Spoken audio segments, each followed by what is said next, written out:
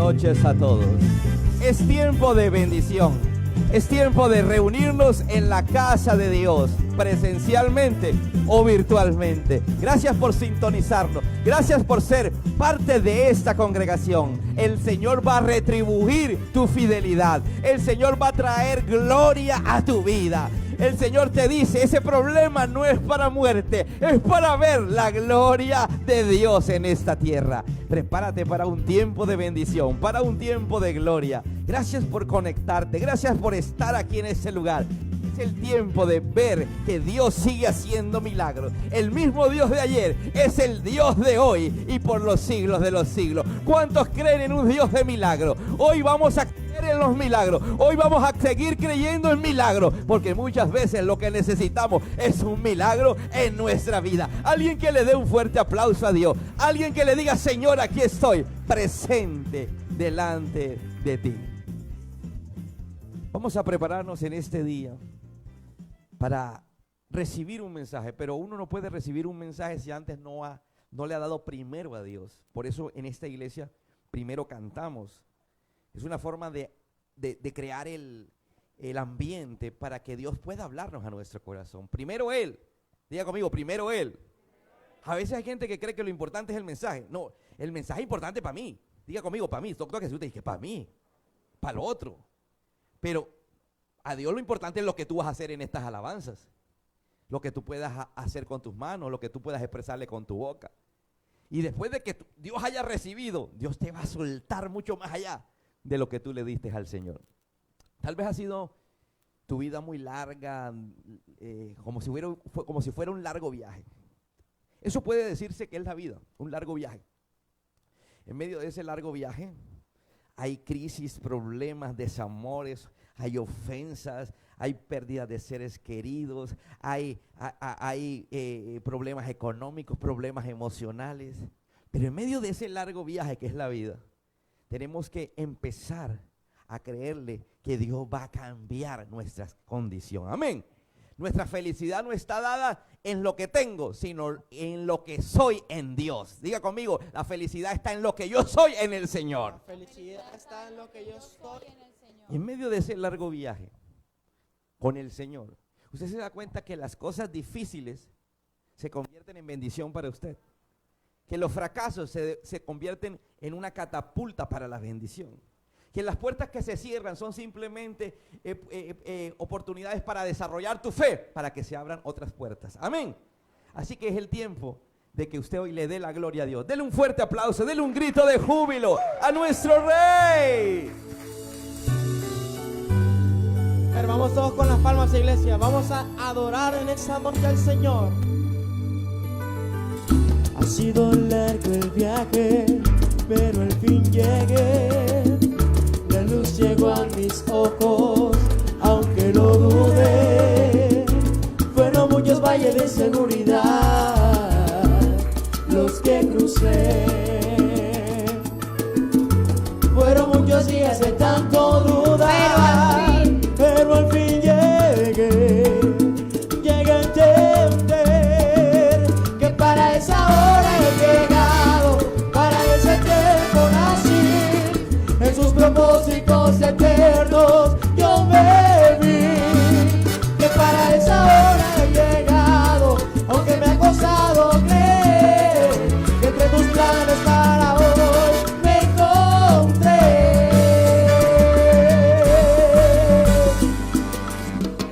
Y nunca imaginé que dentro de su amor y dentro de sus planes me encontrara yo. Fueron muchas veces que la timidez me lo impidió.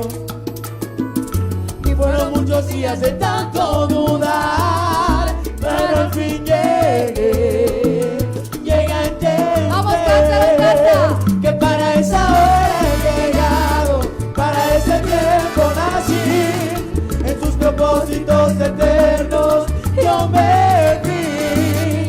Que para esa hora he llegado, aunque me ha costado creer que entre tus planes para hoy me encontré.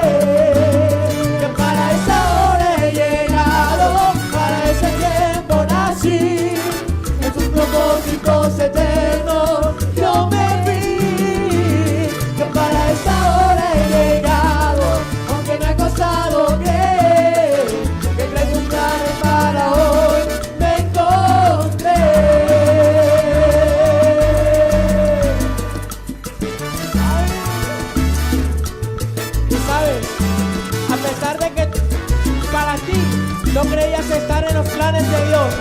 Señor te dice, sí, sí lo está, porque tengo preparadas cosas grandes para ti, porque cosas grandes he visto que vas a cumplir si sigues a mi lado. ¿Y cuando le van a decir al Señor? Padre, seguiré a tu lado, Señor, que para esta hora he llegado, para ese tiempo nací, en tus propósitos eternos yo me vi, que para esa hora he llegado, aunque me ha costado creer, que entre tus planes para hoy me encontré.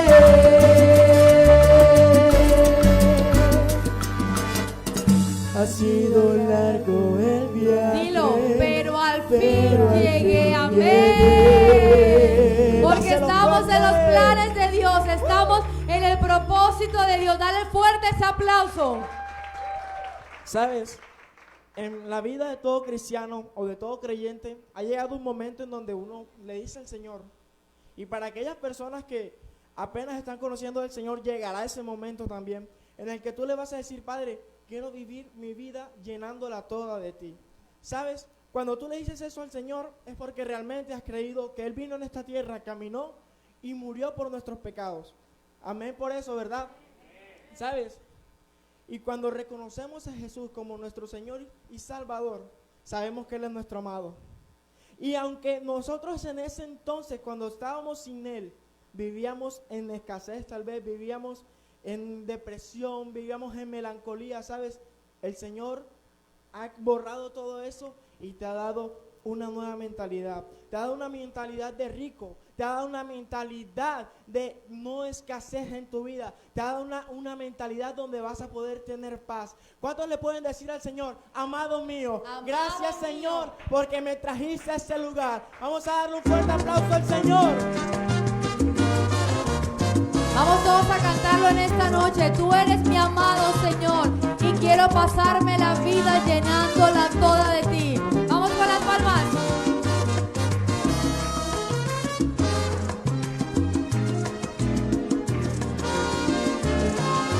Quiero pasarme la vida llenándola toda de ti. Voy a escapar de las horas de cada momento. Sin ti voy a romper las barreras mirando hacia el cielo. Porque Vamos, dilo. allí tú estás y yo me siento nuevo. Tú estás y yo vuelvo a nacer. ¿Cuándo estás? Y cuando estás, yo me gozo de esa paz que tú me das. Amado mío, yo que viví en la inmundicia, lleno de melancolía, muriéndome de agonía. Amado mío, tú, el fuego que me acaricia, el pan que me da la vida, el agua de mi sequía.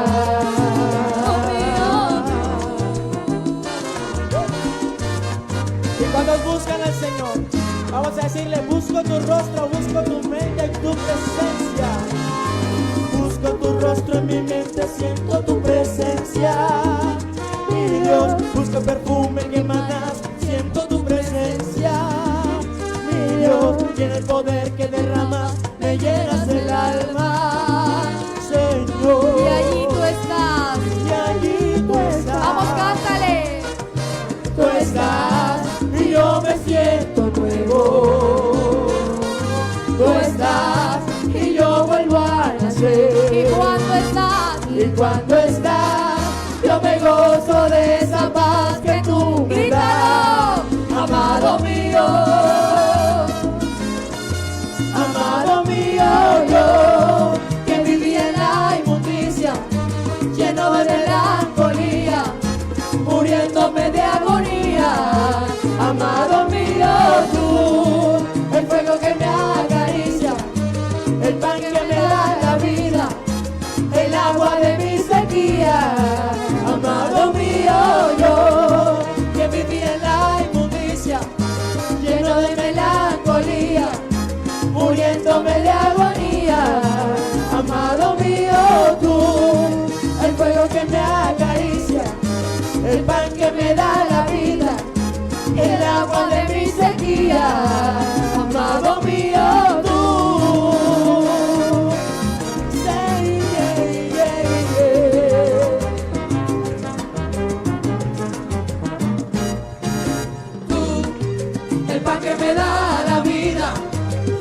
agua de mi sequía.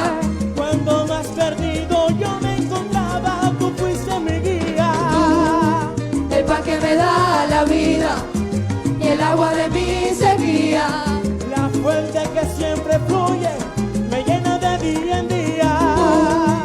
El pan que me da la vida y el agua de mi sequía. Eres mi alimento y mi sustento, el fuego que me acaricia.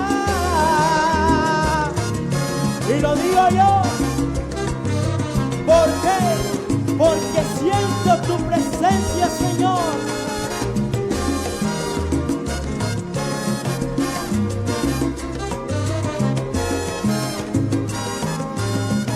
Vamos todos por el coro. Y tú, el pan que me da la vida y el agua de mi sequía. Derramas lentamente mi ser, la seguridad de verte otra vez. El pan que me da la vida y el agua de mi Tú sequía. eres el pan de cada día, el agua de mi sequía. El pan que me da la vida y el agua de mi sequía. Es mejor estar en tus caminos que en este mundo perdido. Ay, Señor.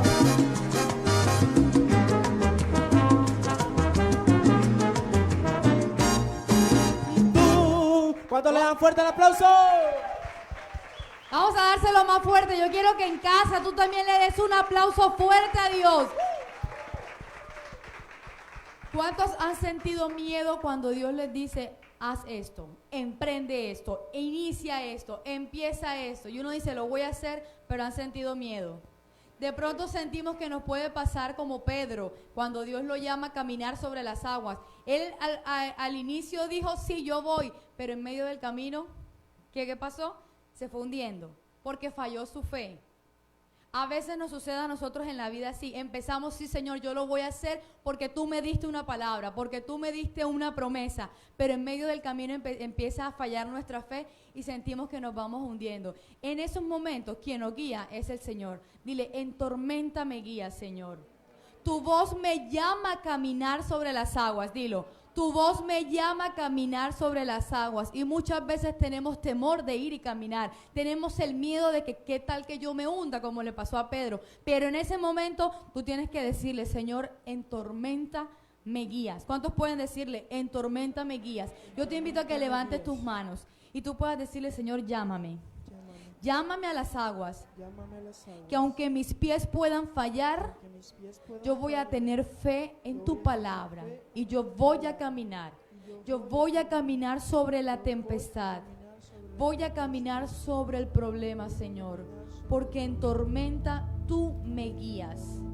En la dificultad eres tú quien me guías, Señor. Por eso levanto mis manos y te canto hoy, Dios. A tu nombre clamaré en ese momento.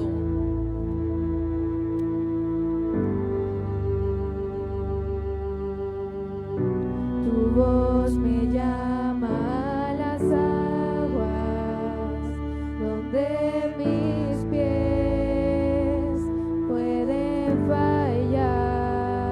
Y ahí te encuentro. Ahí te encuentro en lo incierto. Caminaré sobre el mar. Y a tu nombre clamaré, Señor. A tu nombre clamaré.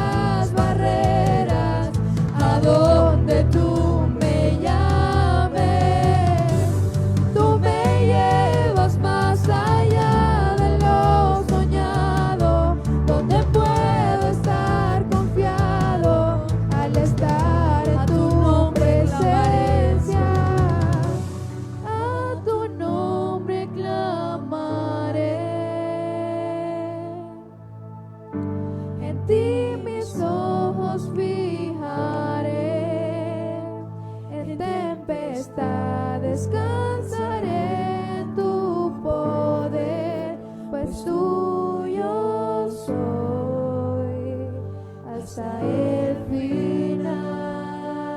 Levanta tus manos, iglesia. Deja que la presencia de Dios se lleve tu angustia, tu dolor, tu opresión.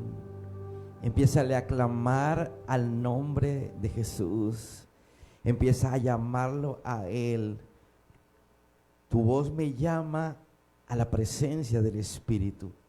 Las aguas es el Espíritu Santo.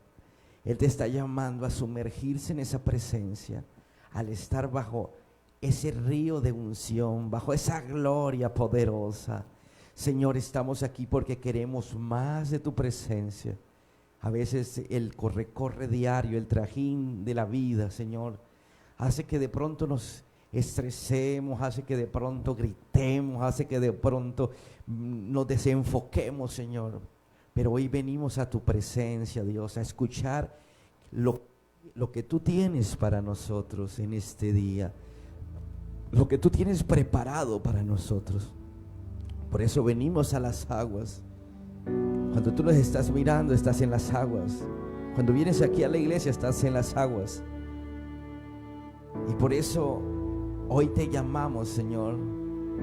Hoy la voz de Dios me dice: ven a mis aguas, ven a las aguas. Tu voz me llama a las aguas, donde mis pies pueden fallar.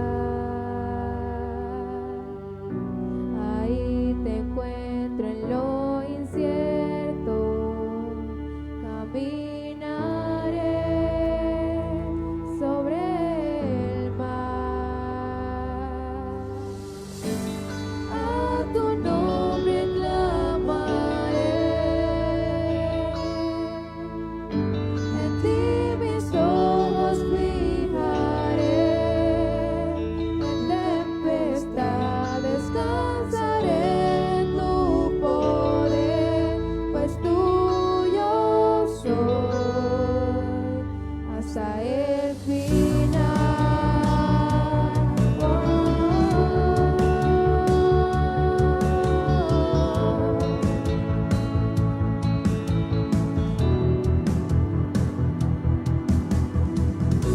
Tu gracia abunda en la tormenta, tu mano, Dios, me guiará.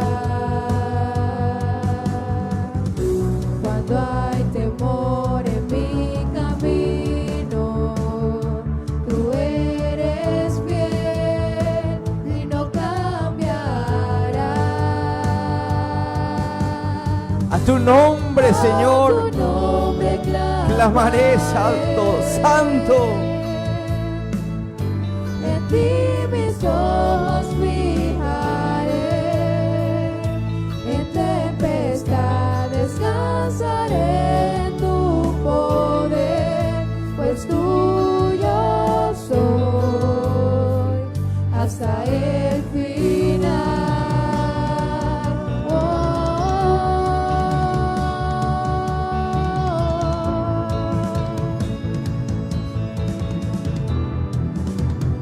Caminar bajo las circunstancias adversas. Eso nos lleva el Señor Jesús a donde otros dicen no se puede. Tú dices sí puedo, porque yo voy, es en el nombre de Jesús. Donde otros dicen, los de los médicos dicen no hay remedio, tú crees porque Dios te dio una palabra de sanidad. Me guíes sin fronteras, más allá de las barreras, a donde tú me llames. Tú me llevas más allá de lo soñado, donde puedo estar confiado al estar en tu presencia. Que tu espíritu me guíe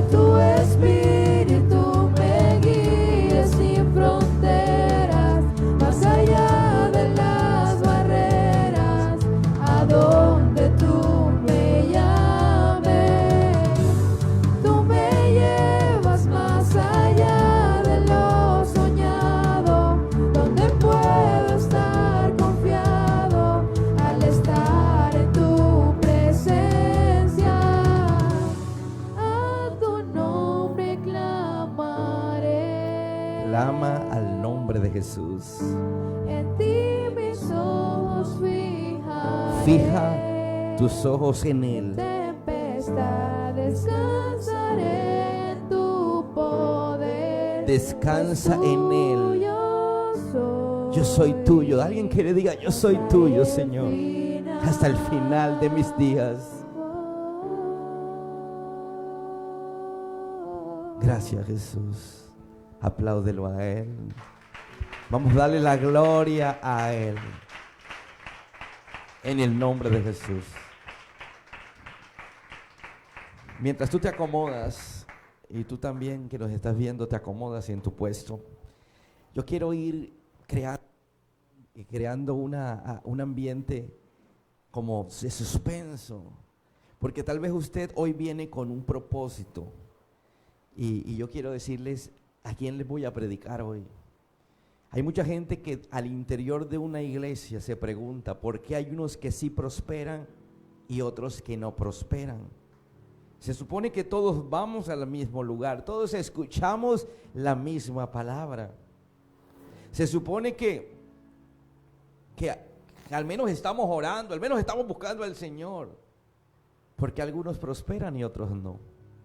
Ese va a ser el tema de hoy, y para ello yo quiero llevarlos a una historia emocionante. Inclusive la hemos predicado aquí con otro trasfondo, porque la palabra tiene algo, la palabra de Dios. Cuando tú lees la palabra, hoy nos trae una enseñanza y mañana nos trae otra. Eso es increíble. Es el único libro que tiene vida. Cuando tú lees la palabra, el Espíritu de ese mismo texto te da más información, te da más revelación. Y en el segundo libro de Reyes, capítulo 2, el capítulo entero del segundo libro de Reyes, ese capítulo 2 habla de una historia en donde había un rey y estaban en escasez en ese tiempo. O sea, no era un reino, en ese momento el reino de Israel no era pujante, no era la mejor época de Israel. Y al interior de Israel, que era el reino del norte, vivía un profeta, vivía un hombre de Dios llamado Elías. Elías era el hombre de Dios que traía palabra al pueblo. Había una comunidad de profetas un grupo de 50 hombres que le servían a Dios. Se llamaba la comunidad de los profetas. Pero había un hombre que no estaba en esos 50, que empezó a seguir a Elías. Empezó a seguir al hombre de Dios. Empezó a escuchar las enseñanzas del hombre de Dios. Y un día, ese hombre que se llamaba Eliseo, no se confunde por los nombres.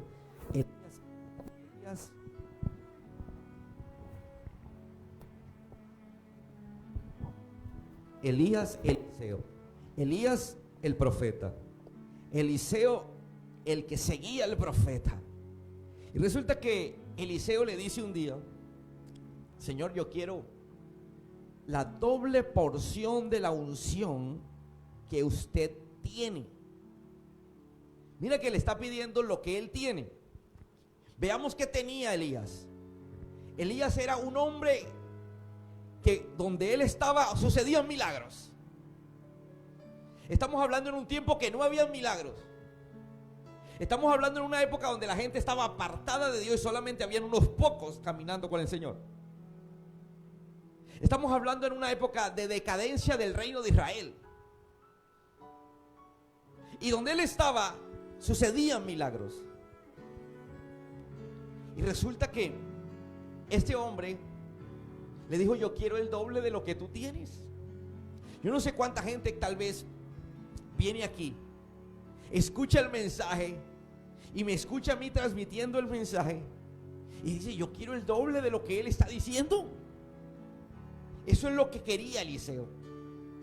Y entonces Elías le dice: oye, cosa difícil has pedido. Yo quiero que alguien diga: cosa difícil has pedido.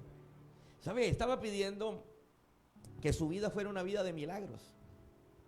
Es necesario los milagros para salir de lo natural. Escúchame, en lo natural las cosas son, como su nombre lo indica, naturales. Pero a veces necesitamos cosas sobrenaturales para que las situaciones se emparejen.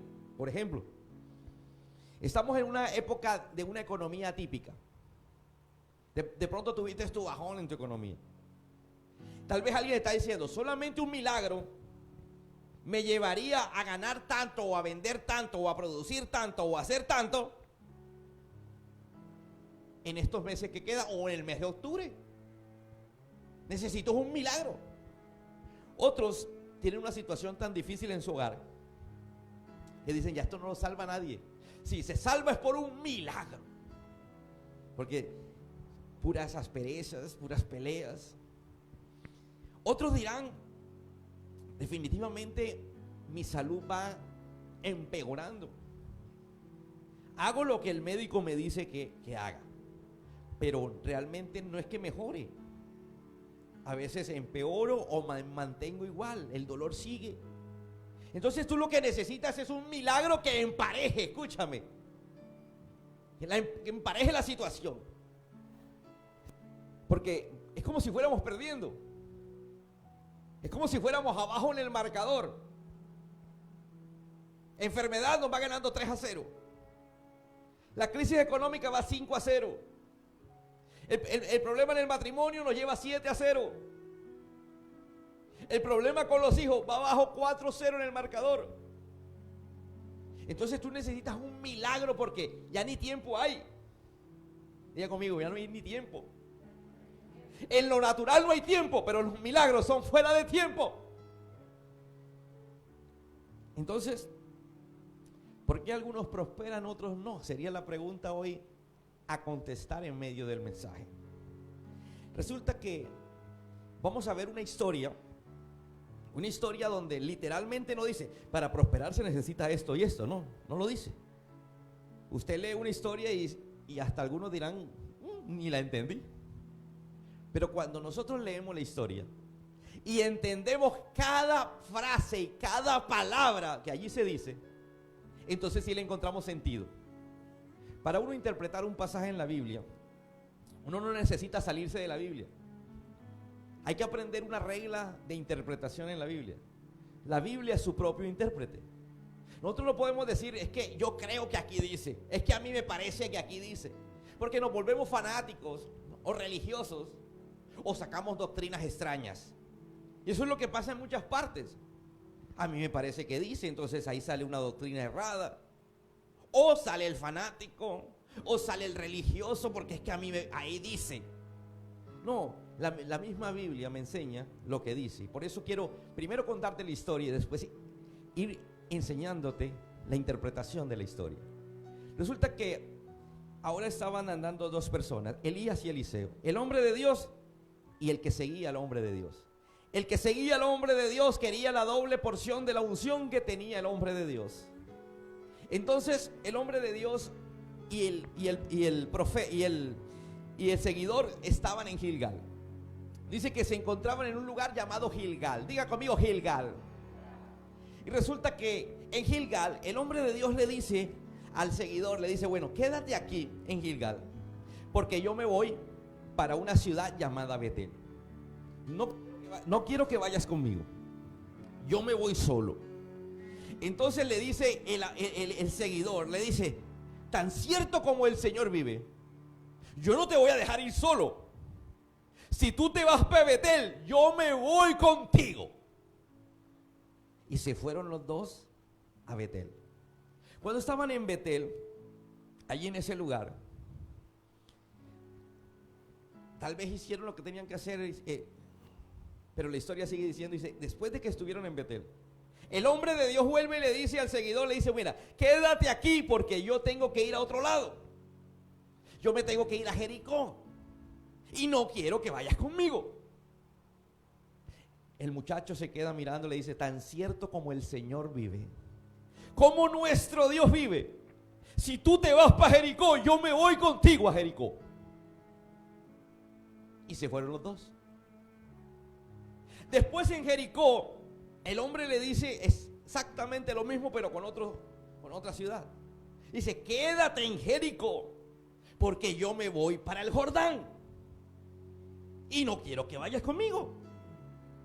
Vuelve en la misma palabra, la misma frase, tan cierto como nuestro Dios vive, donde vayas tú, me voy yo.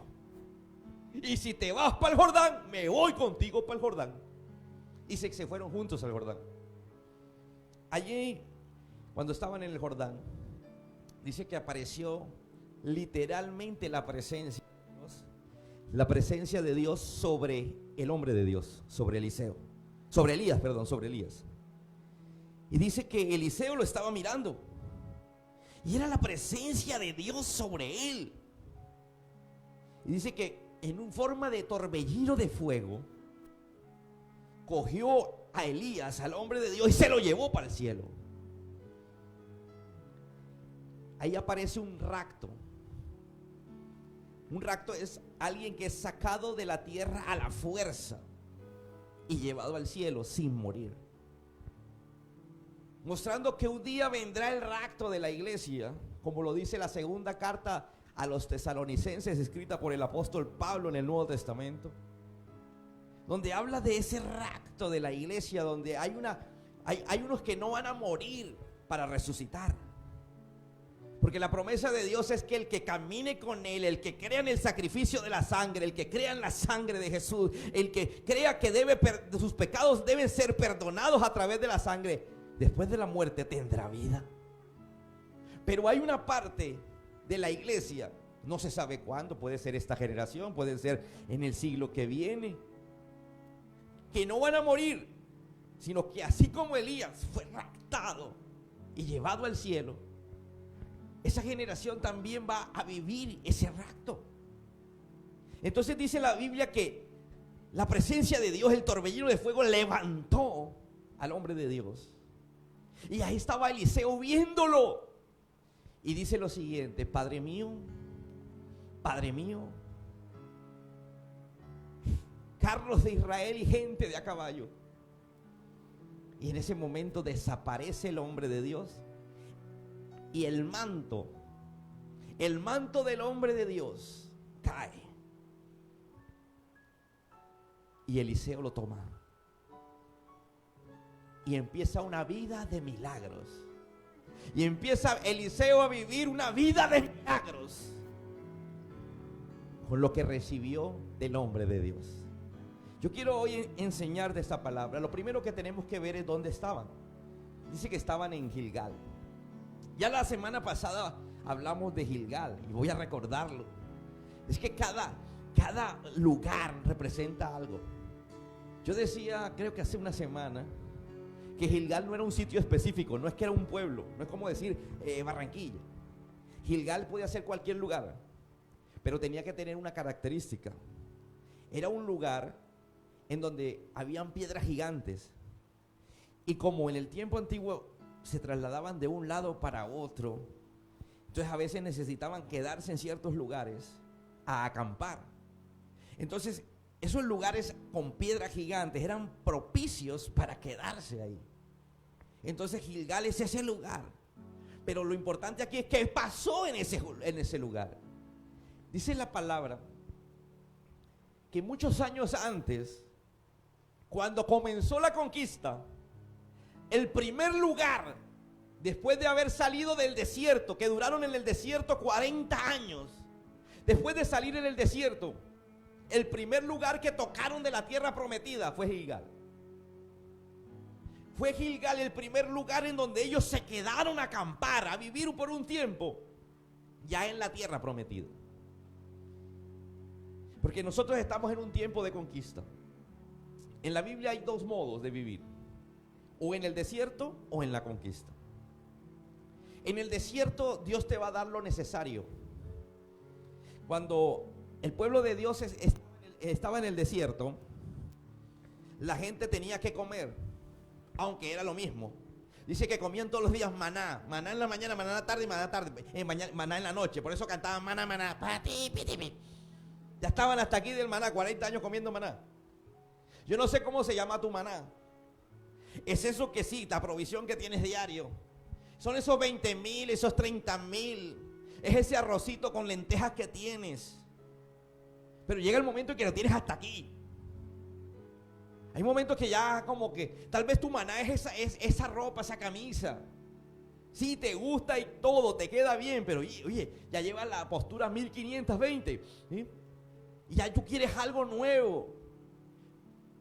La Biblia me habla que en el desierto, que es en la escasez, ahí Dios te manda la provisión de desierto. Diga conmigo, provisión de desierto. La provisión de desierto Dios te la manda.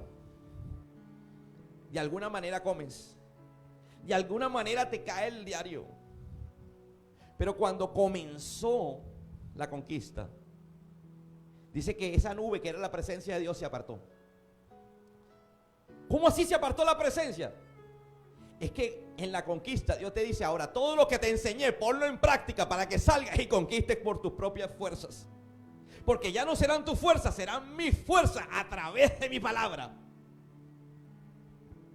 Y empieza una provisión de conquista. Diga conmigo, provisión de conquista. Y es diferente. Resulta que Gilgal fue ese primer lugar.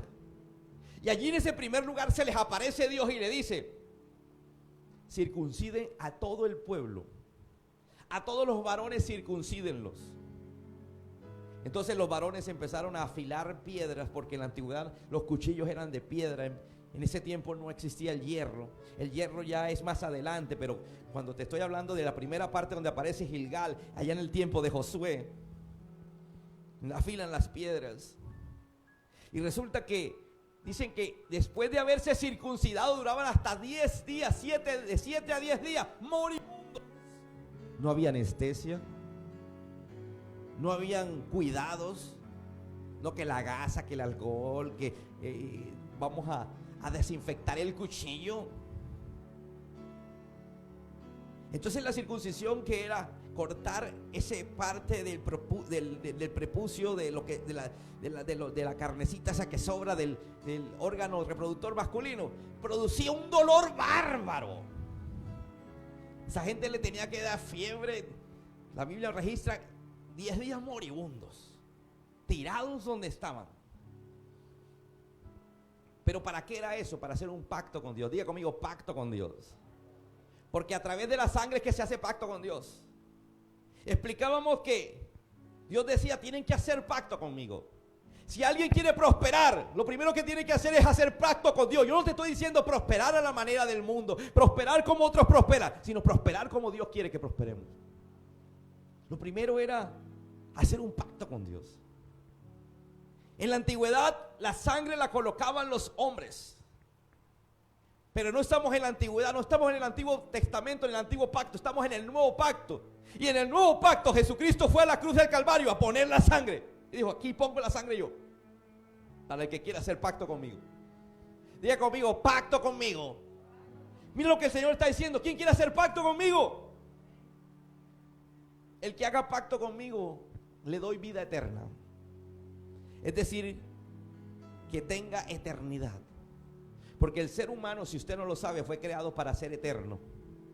Pero el pecado, dice la Biblia, la paga del pecado es muerte. Muerte. No muerte física. Ahí no está diciendo la paga del pecado es muerte física. Muerte. El que vive en pecado termina muriendo, porque muere físicamente y no va a tener vida eterna. Pero la dádiva de Dios, el regalo de Dios, es vida eterna en Cristo Jesús. Entonces Dios quiere hacer un pacto contigo. Él dijo: yo pongo la sangre. Alguien que crea en mi sangre, en mi pacto, para que tenga vida eterna. Además de la vida eterna, porque es que la gente cree que Jesús vino a la cruz del Calvario solo a dar vida eterna. No, Él vino a la cruz del Calvario a sanar al enfermo. Porque la Biblia dice que por su llaga, no como algunos dicen, llagas. Pastor, pero es que él estaba todo de tantas heridas que tenía. Bueno, de tantas heridas se formó una sola llaga. Por eso la Biblia dice: por su llaga. ¿Sí? La corona de espinas por todos lados fue lacerado. Por esa llaga que tenía en su cuerpo, dice: por su llaga fuimos todos curados. Así que si tú haces pacto con Dios, también tienes derecho a la sanidad. Diga conmigo, a la sanidad. Él muere con una corona de espinas. Cuando Adán y Eva pierden la eternidad, el Señor les lanza una maldición a la tierra, no a ellos. No a ellos como personas, sino a la tierra. Dice, ahora la tierra será maldita. Y ustedes van a trabajar y se van a ganar el pan con el sudor de su frente. Van a sembrar, pero van a cosechar espinos y cardos. A causa de que han dañado el pacto que habíamos hecho. Y resulta que Jesús muere en la cruz del Calvario con una corona de espinas para decir, esa crisis económica, esa maldición sobre la tierra que el Señor dio cuando a Adán y Eva le fallaron, yo también he venido a restaurarla. ¿Alguien me está entendiendo que Jesús está dando vida eterna? Jesús está dando sanidad, Jesús está dando prosperidad. Él vino a restaurar los corazones heridos. ¿Sabes al final qué dijo? Perdónalos porque no saben lo que hacen.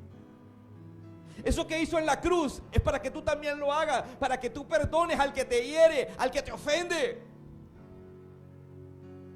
Eso te va a dar una tranquilidad bárbara.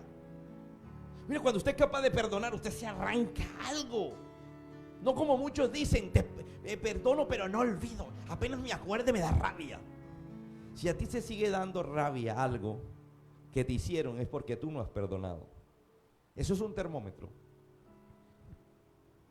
Es como la pistolita esa hora de temperatura. Yo quiero que tú te coloques la pistolita de si tú has perdonado o no has perdonado. Si a ti te da rabia todavía esa situación, esa ofensa, eso que te hicieron, tú no has perdonado. El perdón no es cuestión de años. El perdón no es cuestión de tiempo. El perdón es cuestión de que Jesús fue a la cruz del Calvario y dijo, perdónalos porque no saben lo que hacen. Es colocar mi rabia, mi odio, mi rencor en la cruz del Calvario. En el sacrificio que hizo Jesús, algo va a pasar que va a arrancar de mí el dolor. Diga conmigo, pacto. El primer lugar donde estaban era el lugar del pacto. Tal vez tú me dirás, pastor, yo hice pacto con Dios hace rato. Yo estoy caminando con Dios hace rato. Pero mira lo que pasó. Es en ese lugar que le dice el hombre de Dios, quédate aquí, no quiero que vayas. Me voy para Betel. Si a ti te dicen, no quiero que entres, le dice el uno al otro, tú me caes gordo, no quiero que vayas a mi iglesia. De pronto el diablo te habla a la cabeza porque alguien no te saludó y como es tan jodido saludar en este tiempo, y más cumpliendo los protocolos, no me saludaron. El diablo enseguida empieza a hablarte con los demonios en la mente. Mira, ni siquiera te voltearon a mirar en esa iglesia. Resulta que le dijeron, no quiero que vayas, quédate aquí. Y dijo, no, tan cierto como el Señor vive, yo quiero ir donde tú vas. ¿Y se fueron para dónde? Para Betel, y allá se fueron juntos. ¿Qué significa Betel? Betel es un lugar que en hebreo significa casa de Él. Diga conmigo, casa de Él. Casa de Dios. Por eso a esto también le llamamos Betel. Nuestra iglesia se llama Abraham CBI. Pero también le podemos decir Betel. Vamos para Betel, vamos para la casa de Él. La casa del Señor. ¿Por qué se llama Betel? Porque un día Abraham, que fue el iniciador de ese pacto antiguo, dice que llegó a un lugar que él le llamó Betel y allí levantó un altar y le dio gracias a Dios y le dijo, Señor, perdona mis pecados en ese lugar, en ese altar. Posteriormente su nieto Jacob, cuando estaba huyendo de una situación que lo iban a matar, su hermano gemelo, su hermano mello, lo quería matar. Y él sale huyendo y todo el día corrió. Estando cansado, terminó en un lugar que no sabía cuál era y allí se quedó dormido. ¿Cómo sería el cansancio que cogió una piedra como almohada? Yo en la cama con mi esposa tenemos muchas almohadas, pero hay unas que son una piedra. Las veces que me equivoco de almohada y uno en el sueño se pone esa, termina uno. Pero ¿cómo sería el cansancio de Jacob con una almohada piedra? Dice que puso la almohada de cabecera y allí tuvo un sueño. Dice que en medio de su sueño apareció una escalera gigantesca, que la punta de abajo estaba en la tierra donde él estaba pisando y la punta de arriba estaba en el cielo. Y dice que en esa escalera subían ángeles y bajaban ángeles. Dice que bajaban con bendición y subían por más bendición. Y se despertó y dijo: wow, cuán terrible es este lugar. Esto es casa de Dios, puerta del cielo. Le llamaré a ese lugar Betel. Más adelante, Jesús a uno de sus 12, cuando los llamó, le dijo: tú tuviste una revelación. Y la revelación que tuvo ese discípulo fue de la escalera. Resulta que la escalera era Jesucristo. Jacob lo que tuvo fue una revelación de que el cielo y la tierra se unen. Es a través de Jesucristo, no es a través de más nadie. Y Jesús le dijo cuando estaba aquí en la tierra, le dijo a ese discípulo: por cuanto te vi cuando estabas ahí debajo de la higuera, creíste. Y entonces le suelta la revelación. Dice: la escalera es Jesucristo. Entonces ahí conectamos ese pasaje de Jacob y entendemos que Betel es el lugar donde yo tengo a Jesús que me conecta con el cielo. Diga conmigo: Jesús me conecta con el cielo. Alguien diga: Jesús me conecta con el cielo. Y mira lo que hace Jacob en ese lugar. Le dice: Señor,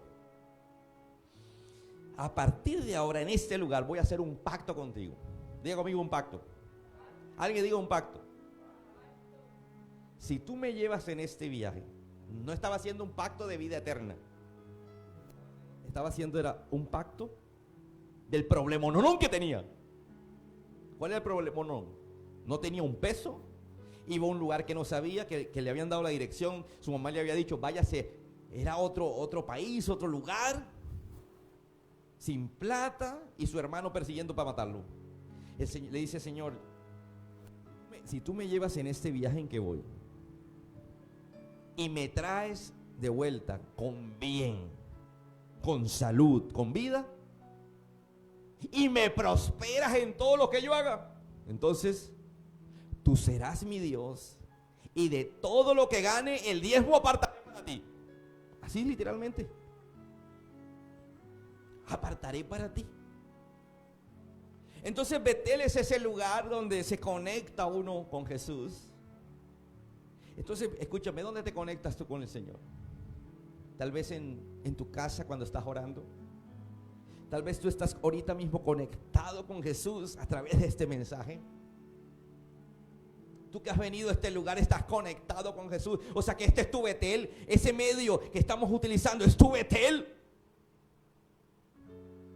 Y es ahí, a través de ese lugar, donde uno hace pacto con Dios, de darle de todo lo que Dios nos dé, nuestras ofrendas y nuestros diezmos.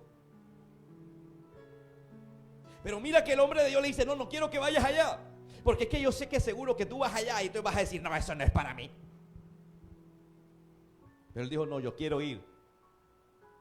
Y fueron los dos. Y experimentaron lo que se vive en Betel. Tal vez tú puedes decirle a alguien: mira, te invito a que veas este video. Y la gente ni siquiera es capaz de mirarlo. O lo abren y al minuto están que lo cierran.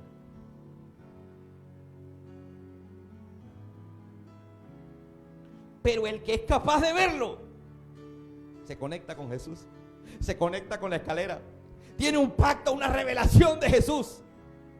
Esa revelación que tú estás teniendo en este lugar. Amén. Entonces, ya estando ahí, le dice, bueno, yo ahora me voy para otro lugar, me voy para Jericó, pero no quiero que vayas. No quiero que vayas.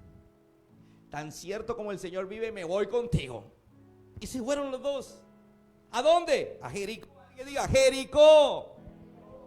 ¿Qué es Jericó? Jericó fue la primera ciudad que invadieron en la tierra prometida para la conquista. Dios le dice, bueno, Jericó va a ser la primera batalla. Es el inicio. Pero Jericó tenía un gran ejército. Tenía gigantes en el ejército. Y tenía una ciudad llena de murallas, fortificada. Gente armada hasta los dientes, a la manera antigua. Y Dios le dice a Josué, Josué, vamos a hacer primero que todo una guerra, pero espiritual. No le dijo literalmente eso, le dijo, bueno, ¿qué vas a hacer? Vas a ponerte a dar vueltas en círculo con todo tu ejército. Va a ir la presencia de Dios en la mitad y los sacerdotes en la mitad. Van a empezar a dar vueltas en círculo alrededor de Jericó. Dice que el primer día pues se asustó la gente, porque dice, nos van a invadir. Empezaron a marchar en círculo y no pasó nada. Al segundo día vuelven y marchan en círculo alrededor de la muralla. No sé cuántos kilómetros tenía la muralla. Cartagena tiene 11 kilómetros de muralla. Si usted le da la vuelta por fuera, son 11 kilómetros y es bastante. Y todos los días, durante 6 días, le dieron una vuelta en círculo. Ya la gente adentro decía, estos están locos. Esta gente vino a pelear o a darnos vueltas.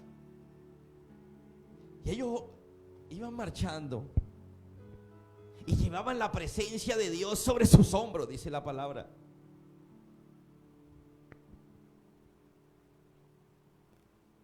Y en ese momento, en el día 7, el día séptimo de estar dando vueltas, dice que Dios le dijo el día séptimo, vas a dar 7 vueltas. Como fueron 6 días de a una vuelta, iban 6. Y si el último día eran 7, pues 6 y 7 dan 13. 13 vueltas fueron en total. Pero dice que cuando dieron la 13ª vuelta, o sea, la última vuelta, dice que la muralla empezó a temblar. Empezó a haber un milagro. No se sabe por qué razón, pero hubo un milagro en ese momento. Se empezó a caer la muralla. Porque la única forma de entrar era que se cayera la muralla. Empezó a ocurrir un milagro. Alguien diga, algo sobrenatural. Diga conmigo, algo sobrenatural. Y cuando cayó, tal vez no se cayó toda, se cayó una parte, pero por ahí entra el ejército. Ahí empezó la batalla. Ahí empezó la guerra. Ahí sacaron lo que tenían que sacar para pelear. Y se empezaron a enfrentar. Y quedó arrasada Jericó. Entonces, ¿qué es Jericó? Jericó es tu vida diaria. Es cuando tú vas allá afuera y enfrentas tus obstáculos, tus problemas, tus crisis emocionales, tus crisis económicas, tus crisis familiares. Y empiezas a unir lo sobrenatural con lo que tú tienes que hacer. Lo sobrenatural, ¿qué es? Orar. Lo sobrenatural, ¿qué es? La fe. Oye, si a ti te dicen, dale 13 vueltas a esa muralla, ¿y tú? Otro sin fe diría, ¿y eso para qué? Es lo mismo que pasa con la gente en la iglesia. Gente que ya tiene pacto con Dios, gente que ya hizo, escúchame, gente que diezma, gente que ofrenda, gente que viene a la iglesia, gente que aprende y a través de ese dispositivo nos ve. Pero resulta que Dios empieza a hablarle para la vida diaria. Dice, yo no puedo, es imposible. ¿Cómo lo voy a hacer? No, Josué no preguntó, Josué empezó a caminar. Avanza hacia donde tienes que avanzar. Ve y toca las puertas que tengas que tocar. Haga lo que tenga que hacer, pero hágalo en fe. ¿Aló? Hay gente que dice, yo tengo fe, pero no hace nada. Es que en Jericó se ve la verdadera fe. Diga conmigo, la verdadera fe. ¿Cuál es la verdadera fe? Yo creo que por algún lado entro. Tembló por aquí, se cayó por aquí y entraron por ahí. Pero adentro tuvieron que pelear. La mayoría de gente dice, yo creo que por algún lado entro. Se abre por ahí y no entra. Es que el Señor ha dicho que entre. Es que estoy orando. Hay tiempo para orar, pero hay tiempo para conquistar. ¿Aló? Hay tiempo para ayunar, pero hay tiempo para ir a la guerra. ¿Aló? Entonces Jericó es el lugar en donde la fe se vuelve una realidad. La vida diaria de ellos eran las batallas. Y es donde se une lo espiritual, lo sobrenatural, con lo que yo tengo que hacer. Diga conmigo, con lo que yo tengo que hacer. Si ellos eran guerreros, tenían que ir a pelear. Pero no, ni siquiera eran guerreros. Ese era su nuevo oficio. Y tenían que ir a pelear. Entonces hay gente que Dios le abre la puerta, pero no. Es que Dios me dio ese empleo. Gloria a Dios. Pero me votaron a los 15 días. Yo no sé por qué. Oye, si Dios hizo lo sobrenatural, ¿por qué? Te dieron el empleo. Tú tenías que esforzarse al máximo para hacer las cosas bien. ¿Aló? ¿Aló? Entonces Jericó es ese lugar donde se mezcla mi vida diaria, en donde yo a la vida diaria le empiezo a meter la fe, lo sobrenatural, porque ya hice pacto con Dios. ¿Aló? Tengo una deuda, esa es mi vida diaria. Tengo que pagarla. Yo hago por aquí, hago por aquí. Otros dicen, no, eso no va a alcanzar, es imposible. No, uno sigue tocando, uno sigue creyendo hasta que hay algo sobrenatural. ¿Aló? ¿Aló? Entonces, ¿por qué el hombre de Dios le decía, no quiero que vayas? Porque hay gente que cuando va a la vida diaria y mezcla la fe con la vida diaria, se decepcionan. Porque quieren que todo caiga del cielo. Imagínense cómo querían los que murieron en el desierto que fuera la batalla. Señor, queremos ir a la batalla, tú pelea por nosotros quedamos aquí orando en el nombre de Jesús. No, Dios le decía, vayan a la batalla. Y ellos dijeron, no, se murieron ahí. Dios levantó una nueva generación en el desierto, que nació en el desierto, y les dijo, ahora sí, vamos a la batalla. En la batalla vamos a orar, en la batalla vamos a ayunar, en la batalla nos vamos a congregar, en la batalla vamos a hacer pacto con Dios, en la batalla vamos a diezmar, ofrendar. Pero cuando estemos adentro, nos toca dar lo mejor de nosotros. Diga conmigo, lo mejor de nosotros. Esa es la vida. ¿Por qué prosperan algunos creyentes y otros no? Porque hay unos que se quedan en una fe falsa. La Biblia dice, la fe sin obras es muerta. Sí, yo creo. Ah, pero arranca. Pero yo creo. La fe más falsa, yo estoy esperando que Dios me traiga la bendición aquí. Sí, Dios la puede traer, pero ese es el modelo de la bendición del desierto. Diga conmigo, hay dos bendiciones, la de desierto o la de conquista. Te vas a quedar en el desierto si tú no aprendes a ir a conquistar. No he visto justo desamparado ni su descendencia que mendigue pan. Quédate todo el día orando en tu casa, que de seguro allá te lo van a llevar. Pero te van a llevar poquito. Te llevan lo necesario. ¿Alguien está entendiendo el mensaje? Pero después Dios cambia el modelo y dice, no, ahora la conquista. En la conquista tienes que combinar lo que yo te he entregado, la palabra que yo te he dado, con la vida diaria. Es cuando tú tienes el problema que tienes que tu cabeza tiene que recordar cada palabra para esa situación. Hay gente que cuando pasa algo malo, pelean con Dios. Me echaron del trabajo. Se murió fulano de tal. No pude pagar la deuda. Me dejó mi marido. No importa lo que a ti te pase. Si a ti Dios te ha dado una palabra de fe, es para que la apliques en ese momento difícil. ¿Aló?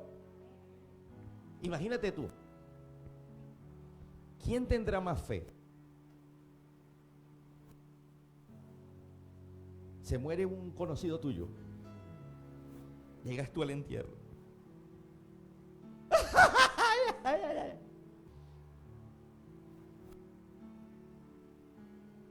¿Por qué se murió? Oye, se supone que tú eres el que tienes que darle consuelo al otro, no ponerlo a llorar más. Si tú tienes fe, tú llegas a ese momento difícil con una palabra adecuada, de bendición. ¿Aló? De esperanza, de consuelo. Si tú tienes problemas económicos, empieza a tocar puertas, empieza a hacer algo, a creerle a Dios, no solamente es orar. Porque orar fue darle vueltas en círculo a la muralla. Diga conmigo, tengo que combinar la vida. En la vida hay que combinar lo espiritual con lo material. Amén. Entonces mira, el hombre que estaba colocando la mirada en el hombre de Dios aprendió a hacer pacto con Dios. Aprendió a sembrar, aprendió a ir a la iglesia, a escuchar el mensaje.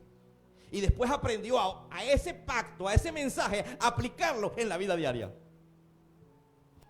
Entonces le dice, bueno, quédate aquí que yo me voy para el Jordán. Dice, no, yo no me quedo. Tan cierto como el Señor vivo, si tú te vas para el Jordán, yo me voy contigo. El Jordán es el lugar de los milagros. El Jordán es el lugar donde inicia, es un nuevo inicio. Fue en el Jordán donde Jesús fue bautizado y en ese momento inició su ministerio. Antes de ese lugar no predicó, antes de ese lugar no echó fuera demonios, antes de ese lugar no sanó enfermos, antes de ese lugar no hizo milagros. Después de estar en ese lugar, todo cambió para Jesús. A veces en la vida uno necesita que llegue su Jordán. Te lo voy a explicar. Hoy leía la vida de David como rey. Dice la Biblia que cuando David fue coronado rey, solamente una de las 12 tribus dijo, bueno, tú serás nuestro rey. Las otras 11 se oponían. Porque al principio todo es luchado. Ahí, una. Las demás decían no. Después de 7 años, es que todas las otras 11 dicen, sí, yo quiero también que él sea nuestro rey. Y lo coronan como rey de todo Israel. Después de ser rey, siendo rey, viene el hijo y le quita el trono. Y tiene que recuperar el trono que su hijo le había quitado. Se levantaban los filisteos y tenía que tener guerra contra los filisteos. Se levantaban los amalecitas, guerra contra los amalecitas. Se levantaba Juan de los Palotes, guerra contra Juan de los Palotes. Crisis por acá, crisis por allá. Pero después de mucho tiempo, de grandes batallas, dice que vino la estabilidad. Vino su Jordán. Vino su tranquilidad. Yo quiero que tú hoy llegues a tu Jordán. Pero para llegar al Jordán, tú primero tienes que haber pasado por Jericó. Y Jericó es la combinación perfecta entre las cosas de Dios y las cosas de esta tierra. Mujer, ¿cómo sería la combinación perfecta para restaurar tu matrimonio?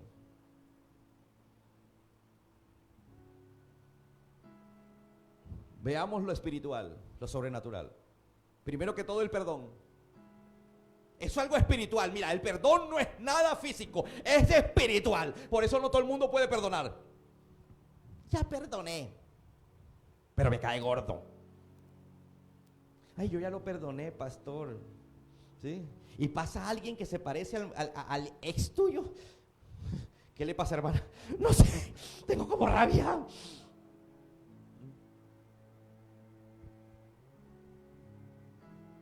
Tienes que perdonar. Y si la relación todavía sigue, Tienes que hacer tu parte. Arréglase ese paraco, hombre.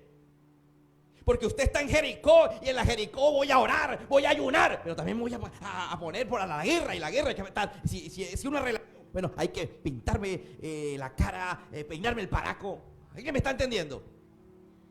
¿Aló? Porque Jericó es esa combinación perfecta entre lo espiritual y lo que yo tengo que hacer. Que un trabajo o que un negocio. Dios te va a colocar ahí, pero es a usted quien le toca esforzarse.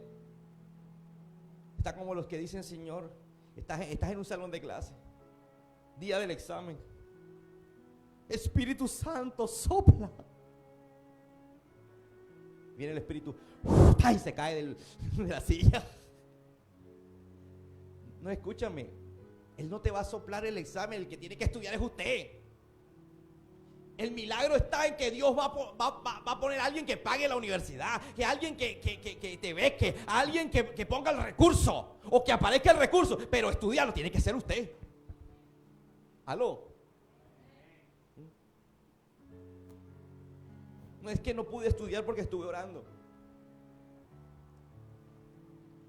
Jericó es esa combinación perfecta. Alguien que diga combinación perfecta.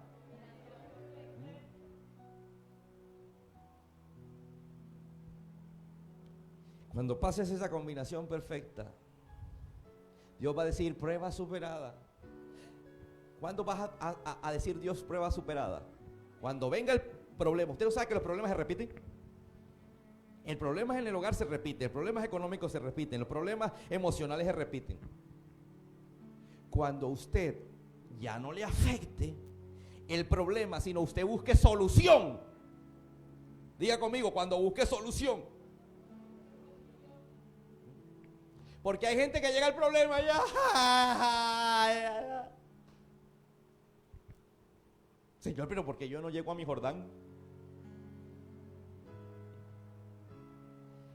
Cuando el hombre de Dios se va al cielo, dice que cae el manto y Eliseo toma el manto. Y el Jordán es un río caudaloso que no se puede pasar. Y dice que coge el manto de Elías y dice: ¿dónde está el Dios de Elías? Y el manto toca el Jordán y el río se detiene y pasa en seco.